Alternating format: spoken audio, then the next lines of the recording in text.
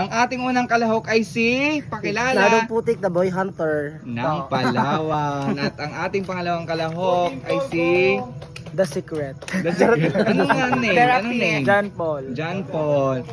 Third At ako naman contestant, si Justin, SKA Moana. Moana. Na may And ang pagkamawi. ating pang-apat na contestant, Francis po. Francis. Napakamayayain naman ni Francis. Ang panglimang contestant ay si Lawrence po. Lawrence. At ang ating pang-anim na contestant ay si Miss Serious, si Bibi. Wala, nakita na wala. Pang-pito, Jason. si Jason. Bakit?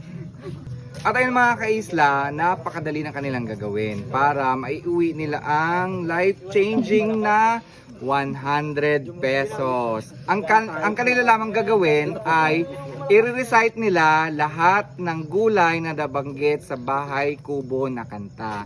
So uunahan ko ng patola. Ibig sabihin, hindi na nila pwedeng banggitin ang patola. Patola, go. Sigarilyas. Mani.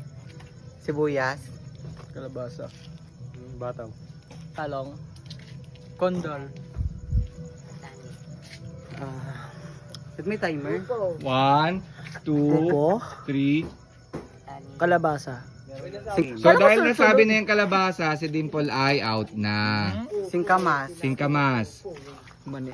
Mani. Nabanggit. Nabanggit na raw yung mani, so out na si Francis.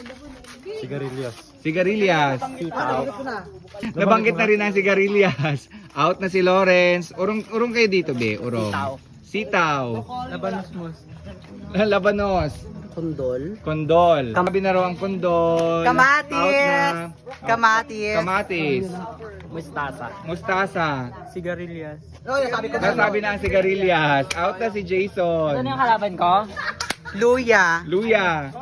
Walang luya doon. Meron. Walang luya. Alam, meron. Walang kamatis, walang luya. Merong luya, bawang at luya. Paligid-tigit at marami pang iba. Merong luya doon. Walang patani. Patani. Kundol. Nasabi na ang kondol. At ang nanalo ay si Mysterious. Congratulations! At ayun mga kaisla, ang nanalo sa ating palaro ay nanalo siya ng life-changing na 100 pesos. Walang iba kundi si Mysterious, si Gigi. Congratulations, Gigi!